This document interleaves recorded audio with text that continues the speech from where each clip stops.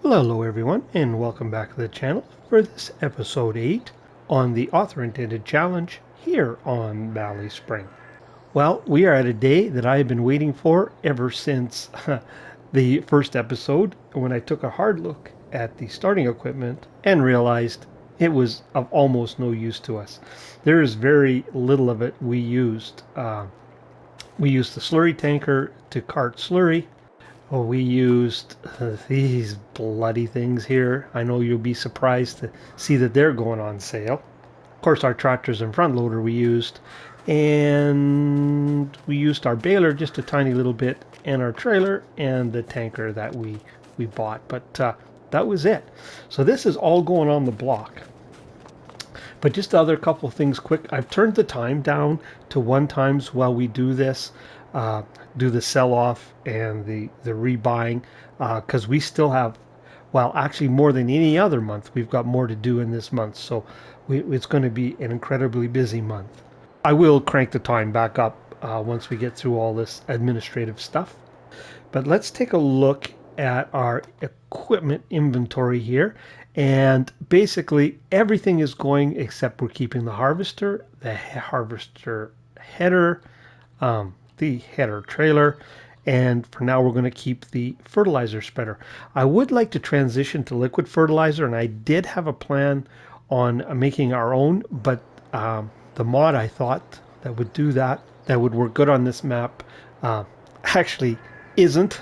So I might investigate that, but for now we'll stick with solid fertilizer. So I am going to get all this sold off. I brought it down here because we get a better sell price than we do just selling it out of the menu. So I'll take care of that, and when I get that done, I'll bring you back in and we'll start the buying spree. See in a little bit. Well, there, that's everything sold off. If we take a look at our inventory now, as I said, we've just got the harvester and our fertilizer spreader left. So the first thing I should mention that brings us up to 2.473 million. So that's what we have to work with. The first thing we're going to buy are the 2 productions that I want to have on the map. So we're down here at the BGA, and we'll grab this one for a cool 875,000. Well, that took a big bite right away. All right, the next one I want to grab is the dairy. So I will meet you up there. So here we are at the dairy, and we will buy this for 70,000. Now we should go in and make sure that those productions are turned off for now, because they're all empty, something we need to fix sooner rather than later. Oh, and the other thing I needed to do is I wanted to go in here, and as I said in the beginning, the economy is going to take a bit of a downturn here after the first year, and so it's going to be moved to normal economy. So that will impact what we get for contracts and what we can sell bales and that for. But as I said, I was just doing easy to get a bit of a kickstart because I realized I had to replace all that equipment. All right, so I will meet you back at the shop. Well, this is not the shop, as you can tell, but I thought I had some other things I wanted to do to the farms, and I thought I better get that done first so I don't run out of money. So what I did is I needed to put in some type of bale storage, just because we're on console and the number of bales we're going to need down the road. And this is what I decided to do. Because we can't use any land that is farmable, and trying to find a building that would match exactly was difficult. So what I did is I just put an outdoor storage place. The intention is this area is going to be used primarily for silage bales, which are wrapped, so there's no reason why they couldn't sit out on the weather, and I think that's a fairly authentic thing to do rather than have them in some type of building. So there's some things up at the other farm which are going to make our home base. So I'm going to go up and take care of those, and then I'll bring you back in and we'll take a look at that. Then we'll go down to the shop and do the buying spree. So I'll see you up at the other farm. Well, we're up here at what's going to be our new home farm, and let's talk about the animals quick. Now, I said I was going to put the numbers in a spreadsheet, and I realized I don't need to do that because we currently have 170 cows, and that is enough to fill the pen to 1,000 by year 5. And I will confirm that we are on track as to the plan. I haven't done that yet. But if we look at the sheep and goats, we have 190, and they have a shorter gestation period. So if 170 cows is going to get us home after year 1, certainly 190 sheep and goats will. So no need to waste time doing any calculations there. All right. So what I've done is I added a pressure washer here so we don't need to head down to the shop. I picked this little building here. Um, these doors actually don't close, but the idea is it could be a little heated space that our pressure washer could sit in year round. And it's a nice sloped area so the water would run away when we wash vehicles. And then there's no workshop up here, so I made a little workshop. Now this is a mod, this workshop, and you can place it inside buildings and that if you don't have one. So I use it quite a bit. I've even put it inside buildings that have doors on it to create a workshop. But then I put this in here so we can just drive up here theoretically and repair our vehicles. And then I just added some decorations here to make it seem like more like a workspace. And so that takes advantage of an existing building. We really don't have one that's totally enclosed that we could do it with. So, but I'm happy with that. Now the other thing I did, and this is where I might have pushed the envelope on the rules a little bit, is there was another silage clamp here. That's of absolutely no use to us up here, but shed space is. So I deleted the silage clamp and I put in a shed here instead.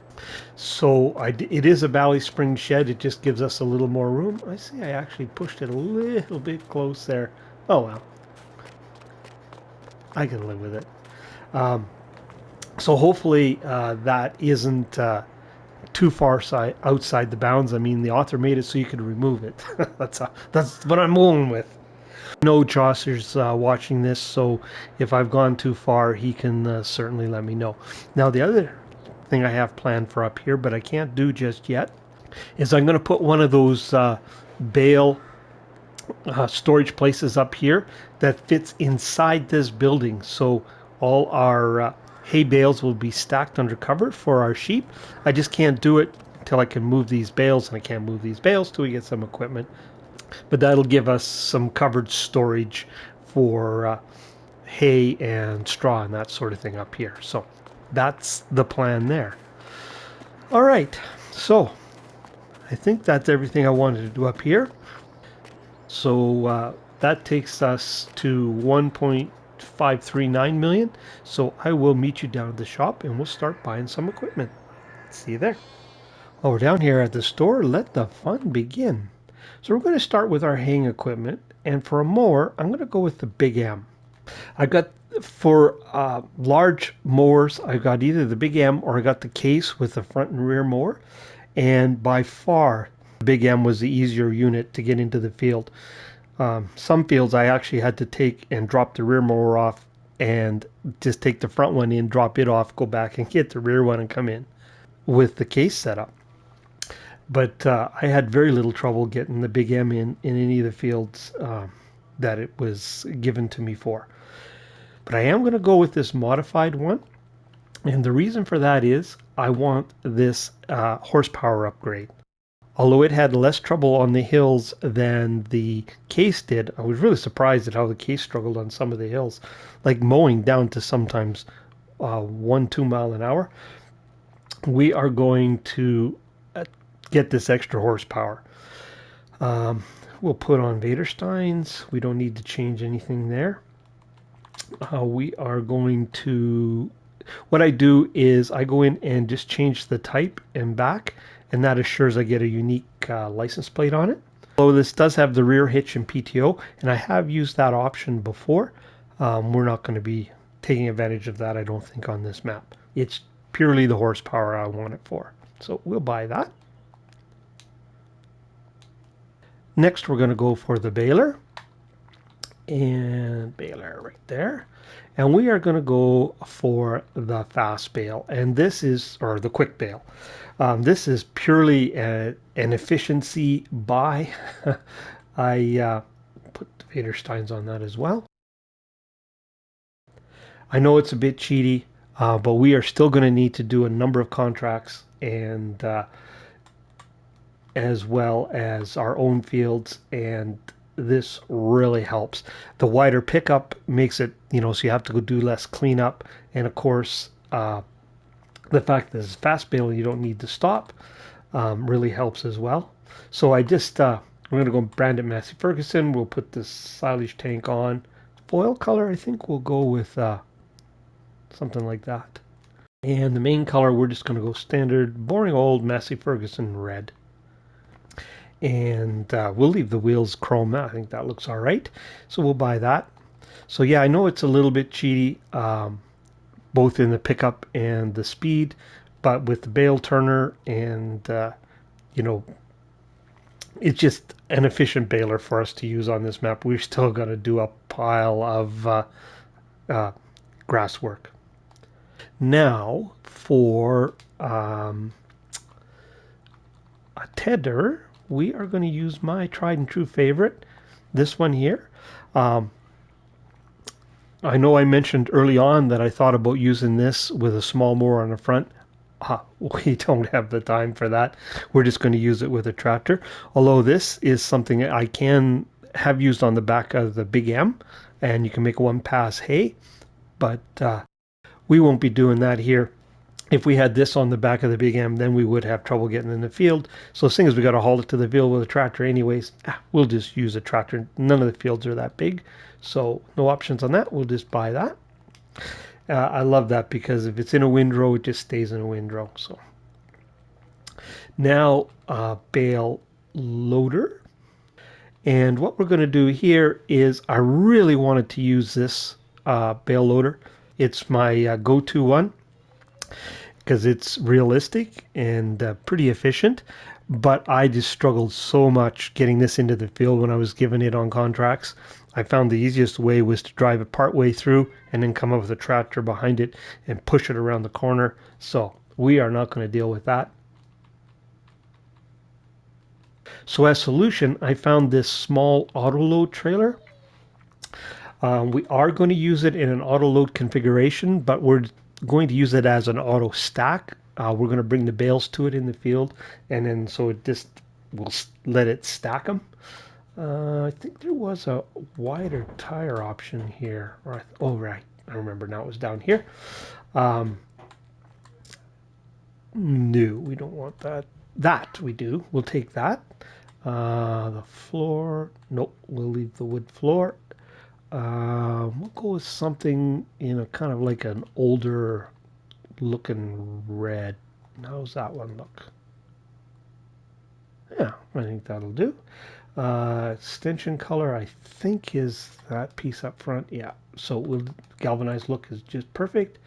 Rim, maybe we'll go with something that looks a bit more like standard Massey gray.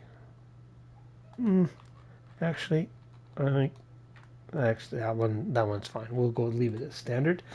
And license plate again, we'll just come down here, make sure it's unique, and we'll buy that. So that's what we use to haul our bales. Now I'm going to buy another one of those, but this time I'm not going to use it as an auto load. We are going to, it was trailer board 2. No, we don't want any of that. Ooh, transport ramp. Don't know if we need that, but you know what? I think we might leave that in there. Floor, we know we want wood. We'll do it the same color, which I think was this one. And then we'll go and make sure it's got a unique plate. And we'll buy that. Now that's for moving all our pallets. That's the intention of that little trailer. All right, next, to load those bales, rather than a tractor and a front loader, I am going to go with a telehandler, and I installed a Massey Ferguson one there. Ooh, I thought that had a little more horsepower. Well, we'll give it a try.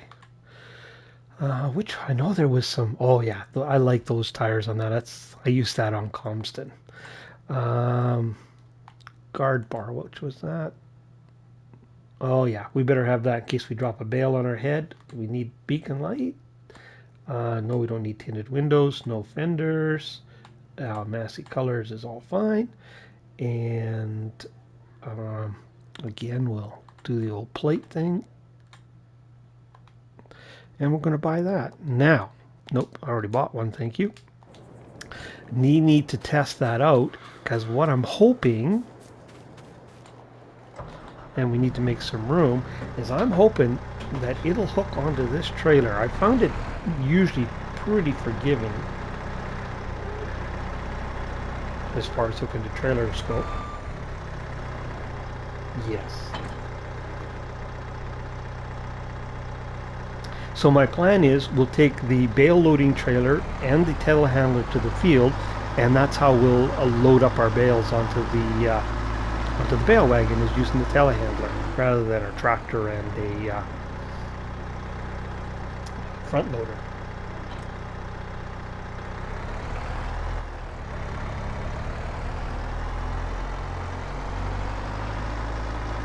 Just going to move these trailers out of here and the telehandler and some of these things out of the way, so we've got some more room in here.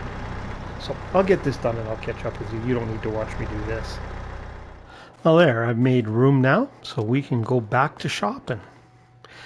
So next I think we'll get our tractor. So this is where we're going to switch up brands, but we're still going to stay with an AGCO brand. But I have decided to use Valtra. And the reason being, oh, I missed it. Where is it? I got a number of them on contracts, and I haven't used them all that much, but they have a pretty sharp turning radius, I found. And the other thing was, and when I went looking at them, they have, here's a small tractor, and it has 201 horsepower. So it's got more horsepower than the small Massey. So we're going to go with that. And I think we'll stick with Badersteins. And I want wide and weights. And I really like that look when you put that sky view roof on. We don't need reverse driving, panoramic. I think we might go with the darker. We don't need a front loader. We do need this for precision farming. You know what? I'm not sure which tractor I'll end up using that for, so we'll leave that off just for the moment. But we'll put it on one of our tractors. That would be an easy aftermarket add-on type thing to do. And we are going to go with white. And with the black rims. And I just think that's a sharp looking tractor. And it is, like, look how close the tires are to each other. Like, it's just got a really nice turning radius and 200 horsepower. That, will really help on the hills. I know that our largest Massey had 170 horsepower, and that was in a medium frame tractor, and it really struggled. Like, just going up the hill to our farm with a half a trailer load of sugar beets, it barely made it. And again, we'll just do this trick to get the unique license plate, and we will buy that. And we are going to go buy a medium version. No, we want my idea is to go with close to end game equipment as we can, so we don't have to do a bunch of upgrades. That's what I'm hoping for anyway. We may not always be able to do that, but on our tractors we certainly are. We are not. We'll go widen weights again. That same roof. We don't need reverse driving. Oh, I don't care about that. We'll go dark interior again. We don't need a loader. We'll leave that to later. Back to white and black. Yeah. Oh, and we got to do our license plate. Can't forget about that. Get a unique plate, and we'll buy that. So what's that take us down to? Well, still doing okay. So there's our two tractors. I'll probably add another one at least. Uh, I was going to go with a couple of the smaller ones, but in that vein that I wanted to. Did they put the same, even doing that? Look at that, I put the same plate on both of those. Huh. I've never had that before. Usually when I go and change type, it just selects a unique number. All right, well, we can modify one of those at a later date. Um, but I needed more horsepower for the seeder that I wanted to use. All right, so, oh, you know what? We can take, we'll just grab one of these and we can get this tedder out of the way.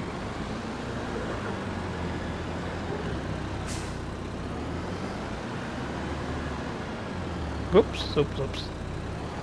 Apparently the brakes aren't that good.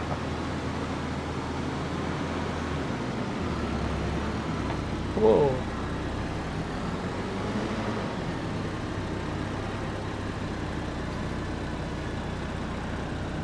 Park this in here for now. All right, back to the store.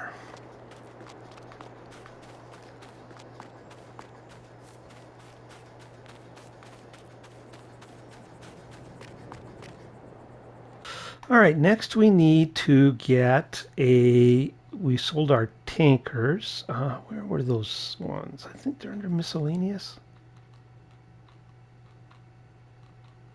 No, under animals.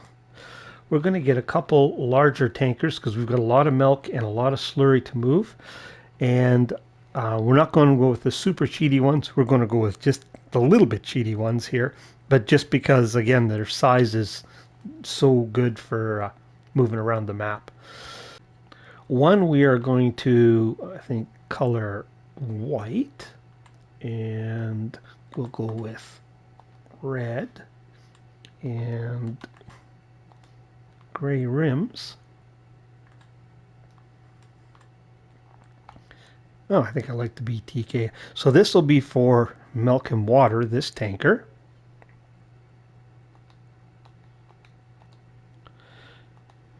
And we'll grab another one. We'll go BTK again.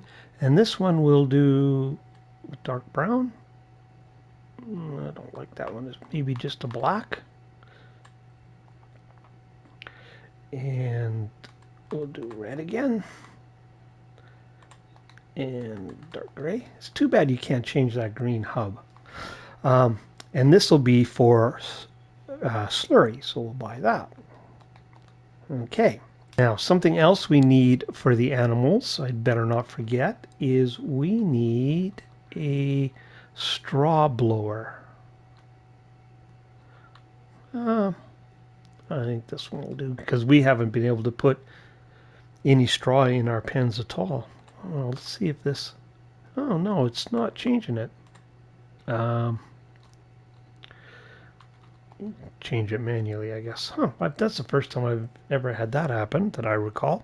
All right, we'll buy that. So I've probably got a bunch of things with the same license plate on it.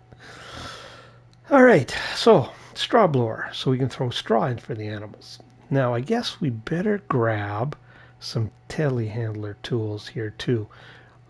We got rid of our manure fork because we are going to use, oh no, that's under front loader, isn't it?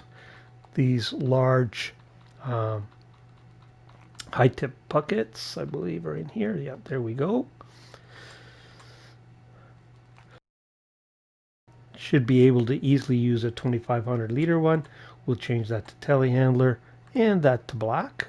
So we'll buy that for that purpose. Now I think I put in, oh, should be under telehandler here. I wanted to try,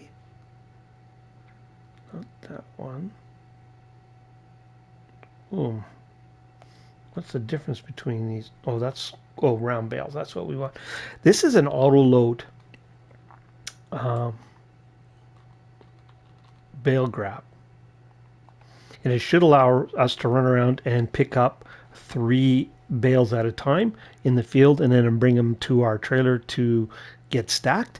And the other thing is it'll be handy for feeding the animals, because I usually take one bale at a time, but I had to do several trips. Like it took 4 bales or more to fill it up, so that'll help with that too. So that should be efficient. So I'm going to give that a try.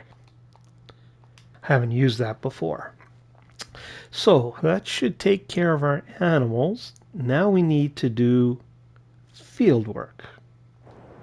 Oh, didn't mean to jump out of there, but seeing as I did, what I'll do, oh yeah, I'll move some of this stuff out of the way, and then we'll start on some of our field stuff. So I'll catch up with you in a minute.